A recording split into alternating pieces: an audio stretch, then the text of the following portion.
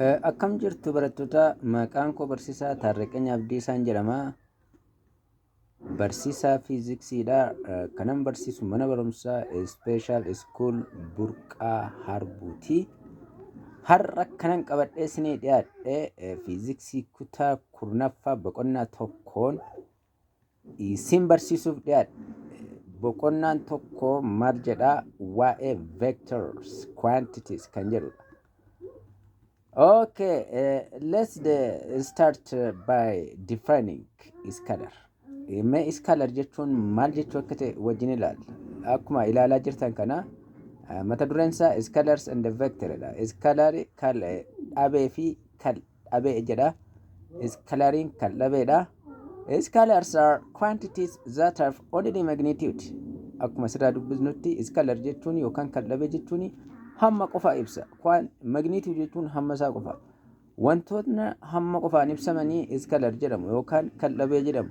Mee isaan keenya fakkeenyaaf speed, distance, volume, energy, pressure, time, mass, temperature, density, work, length, power, age, and etc.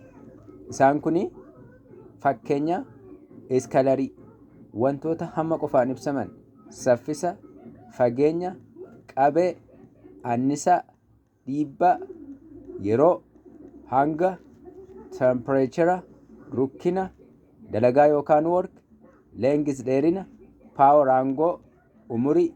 Isaan kuni scalars jedhu hamma qofaan ibsamu. They only described by magnitude.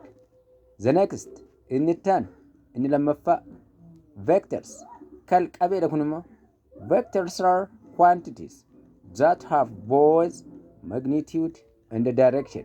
Isaan kun immoo hammas qabu magnitude jechuudha, directionis qabu kallattii. Waan lamaan ibsamu jechuudha, hammaaf kallattiin. For example, fakkeenya force humna, weight ulfaatina, momentum velocity ariitii, acceleration guula, displacement qaxxaamura, impulse electric field, magnetic field. All these are an example of vectors. Isaan kun hundumti isaanii fakkeenya vectoriidha. Mee amma immoo let's try to see in question 4. Mee bifa gaaffiidhaanii isuma ammaa baranne kana shaakalu. Questions. Define vectors. Number 1. Vectorii hiikatti kenneedha. Akkuma gara walitti ibsine maal jenne? Vectors are quantities that have both magnitude and direction. Akkasuma jennee deebisnaa jechuudha. Isheedhuma kanatti define hiikatti kenni vectoriittidha. Kunoo asuma. Okay, the next question. Gaaffii lammaffaa. What is scalar jedha. Bifa gaaffiin yeroo dhiyaatu isa kamirratti hundoofne deebisnaa. Kunoo scalars are quantities that have only magnitude. Okay, thank you very much. Mee gaaffii sadaffaadhaannee hashaakalu. List all examples of scalars. Fakkeenya scalarii warra ta'an hundumaa tarreessi. Inni isuma gararraa kana tarreessina waan haaraa maal jennerra sila? Examples of scalars all jennee speed, speed, distance, volume, energy, pressure, time, mass, temperature, density, work, length, power, age. Warra kana hundumaa yoo tarreessine list all examples of scalars kan jedhuuf deebii ta'a jechuudha. Write all examples of vectors. Fakkeenya vectorii warra ta'an hundumaa barreessiidha. Kunis isuma gararraa kana barreessina. Maal jenneerra? Sila vectors are quantities that have both magnitude and direction kan jedhu keenyerra. Kanaaf fakkeenya vectorii warra ta'an force, weight, momentum, velocity, acceleration, displacement, impulse, electric field, magnetic field. Okay, the next question. Gaafitan modhanne write the difference between scalars and vectors. Garaagarummaa scalarii fi vectorii gidduu jiru barreessiidha. Inni kunis isuma amma ibsaa oledha. Akkas jettanii garaagarummaa isaa ibsitu. Scalars are quantities that have only magnitude. Magnitude qofaan ibsama scalariin. But jettuun garuu vectors are quantities that have both magnitude and direction. Inni immoo ammaa fi kallattiidhaan ibsama vectoriin yookaan kal'abeeni. Okay, now let us see question number 6. Gaaffii jaaffaa bira hadhannu. Let's read question number 6. Which one of the following lists is a set of scalars? Scalars qofa wantoonni gareedhaan armaan wanti tarreeffaman kiyaa scalars qofa kan ta'e isa kamiidhaan mass, temperature, velocity. Kun scalarii qofa miti. Maaliif ennaan addana velocity waan jiruuf kun scalariidha. Kun scalariidha temperatureini. Velocity garuu scalarii miti. Kanaafuu gaaffiin gaafatamne immoo scalarii qofa kan ta'e kamiidha. Okay, C tadabaru, B tadabaru, volume, power, time. Ilaa kun sadan hundumtuu scalariidha. Deebiin ta'a baan maaliif ennaan volume scalariidha, power scalariidha, time scalariidha. C tadabaru magnetic field vectoriidha kuni, electric field vectoriidha, acceleration kunis vectoriidha. Kanaafuu Cnis deebiin ta'u magnetic field hundi isaanii isaan kun immoo vectoriidha waan ta'aniif.